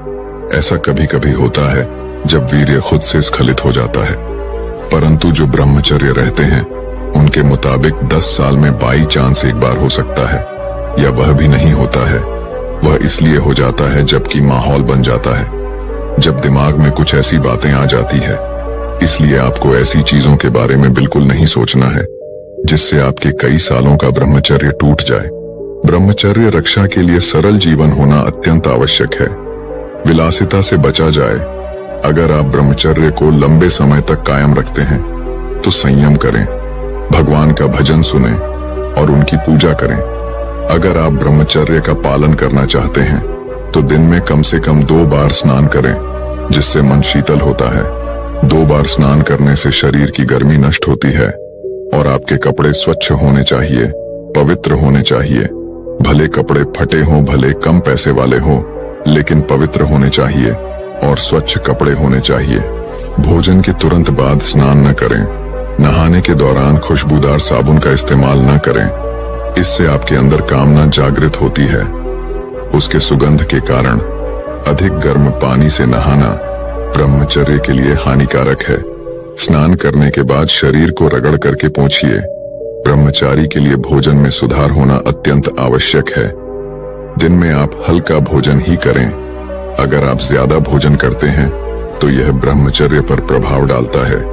सात्विक आहार ही ब्रह्मचारी के लिए सही रहता है। गर्म भोजन नहीं करना चाहिए, चाहे वह सात्विक ही क्यों ना हो, अन्यथा वह तामसिक बन जाएगा।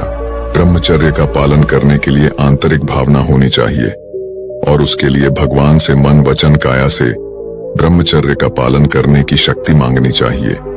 मन को कंट्रोल करने के बजाय उनके कारण को ढूंढ निकाले, जिससे मन विषय विकार में फंस जाता है। अर्थात मन वचन काया के द्वारा किसी भी प्रकार के विषय विकार में हिस्सा नहीं लेना या उसे प्रोत्साहन नहीं देना। आप विवाहित हैं या नहीं, उससे कोई फर्क नहीं पड़ता है। जो यह समझना और सीखना चाहते हैं कि ब्रह्मचर्य का पालन कैसे किया जाए, उनके लिए ज्ञानी पुरुष की यह अद्वितीय नई दृष्टि एकमात्र गारंटी उपाय है। ब्रह्मचर्य का पालन करने के लिए आंतरिक भावना होनी चाहिए और उसके लिए भगवान से मन वचन काया से ब्रह्मचर्य का पालन करने की शक्ति मांगनी चाहिए कि जब से खुद विषय का विरोधी हुआ तभी से निर्वशी बनने की शुरुआत हो जाती है। मन वचन काया से जो भी विकारी विचार, इच्छाएं और चेष्टाएं हुई हो, उन सभी के लिए पश्चाताप करना चाहिए। ब्रह्मचर्य की ओर आगे बढ़ने का यह एक उपाय है। विवाहित लोगों के लिए आपसी सहमति से ब्रह्मचर्य व्रत लेना या फिर एक दूसरे के प्रति वफादार रहना, वही इस काल में ब्रह्मचर्य पालन करने के समान है। सिर्फ विश्व विकार के आगे को दबाकर नहीं, बल्कि सही समझ के द्वारा ब्रह्मचर्य का पालन करना चाहिए। समझ से प्राप्त ब्रह्मचर्य पुस्तक में व्यावहारिक रूप से उपयुक्त चाबियां बताई हैं।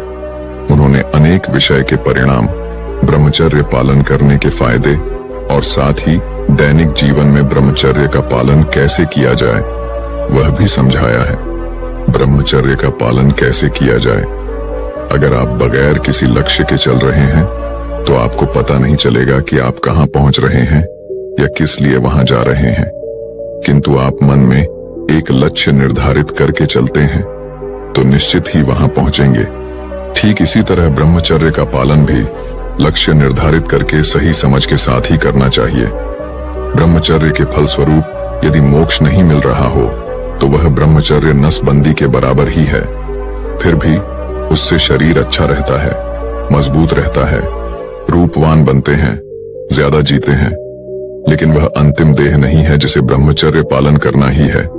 उसे तो संयम की खूब परीक्षा करके देख लेना चाहिए, कसौटी पर कसकर देखना चाहिए, और यदि ऐसा लगे कि फिसल पड़ेगा तो शादी कर लेना अच्छा है। फिर भी वह कंट्रोल पूर्वक होना चाहिए। शादी करने वाली से कह देना पड़ेगा कि मेरा कंट्रोल पूर्वकता है। अगर आप यह बात उसे बता देंगे तो सामने वाला भी आपको समझने लगेगा। तो दोस्तों, क्या आप इस चैलेंज को एक्सेप्ट करने के लिए तैयार हैं?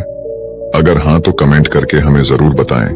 तो यदि आपको हमारे द्वारा दी गई यह जानकारी पसंद आई हो तो इसे अपने दोस्तों और परिचितों एवं व्हाट्सएप और फेसबुक मित्रों के साथ शेयर अवश्य करें, जिससे वह भी इसके बारे में जान सकें और इसका लाभ पाए। और वीडियो अच्छी लगी हो तो वीडियो को लाइक करें और इसी तरह हमारे साथ जुड़े रहने के लिए हमारे चैनल को सब्सक्राइब करना ना भूलें। तो मिलते हैं अगले वीडियो में। तब तक के लिए जय हिंद, जय भारत। वह हमेशा शिष्य बनकर